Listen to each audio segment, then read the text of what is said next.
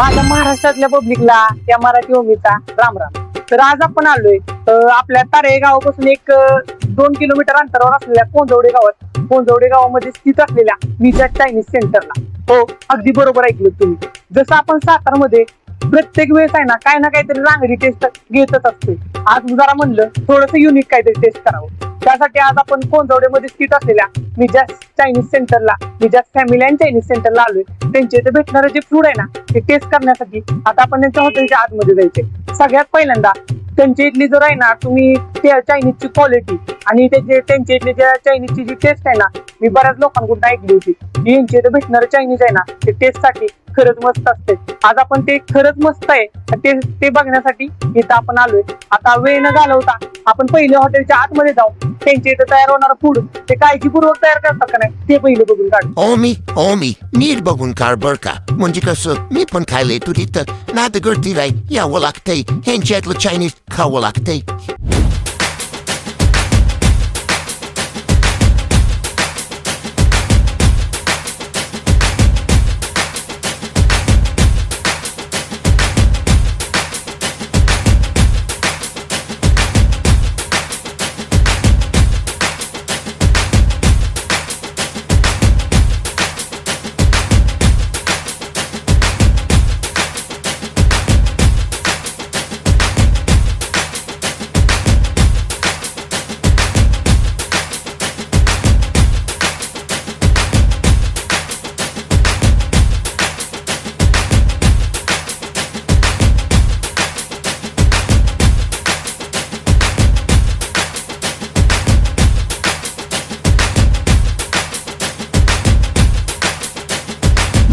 तर पब्लिक जसं म्हणजे त्यांच्या इथं तयार होणारं फूड आहे ना ते मी बघितलं.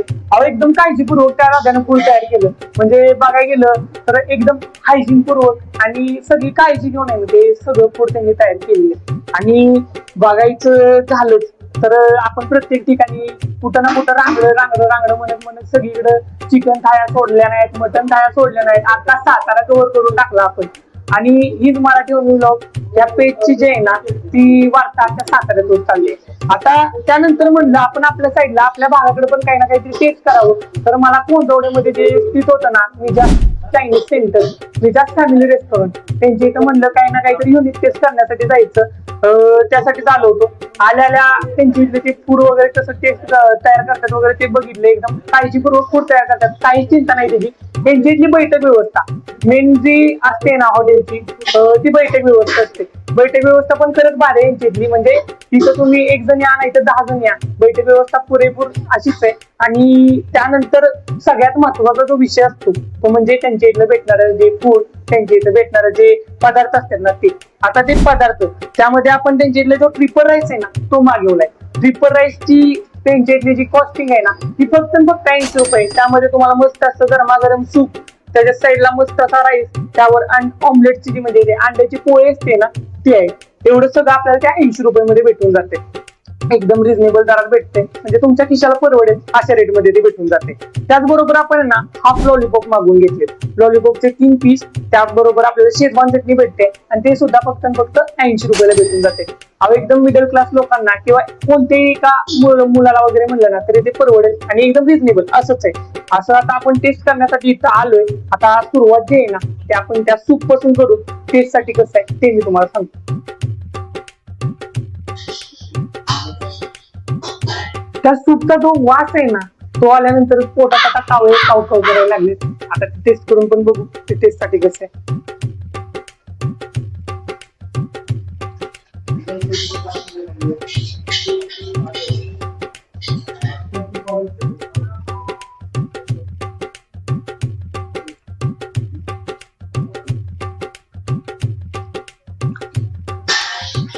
अप्रतिम, एकदम विषय हार्ड नादच गोळा.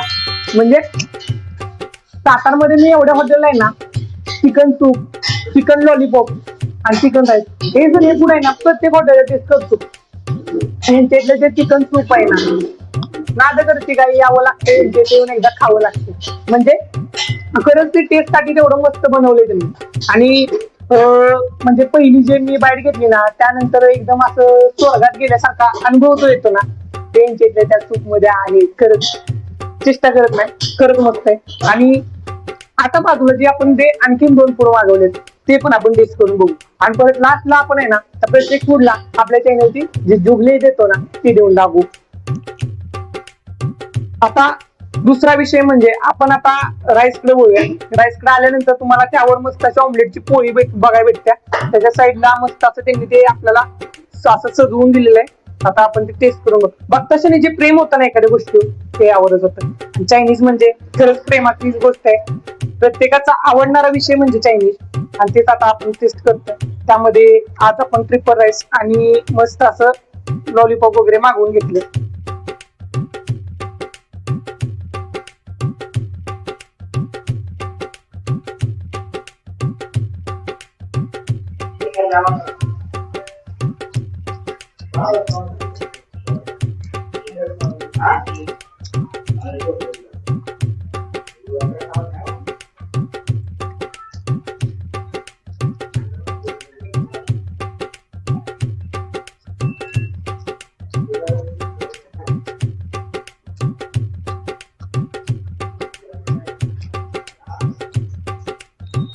एकदम म्हणजे प्रॉपर आहे ना त्याने तो राईस पण आहे ना तयार केलेला आहे. आणि राईस मध्ये जी पहिली बाईट मी घेतली ना त्यामध्ये जाणवलं एकदम प्रॉपर त्यांनी ते सगळ्या म्हणजे ते त्यांनी ते सॉसेस वगैरे वापरून बाजूला तो राईस पण टेस्ट साठी खरंच मस्त आहे, एकदम भारी. आणि आता त्याच्या साईडला ते लॉलीपॉप वगैरे आपण मागवले ते पण टेस्ट करून बघू. लॉलीपॉप बरोबर मस्त आपली ती शेजवान चटणी.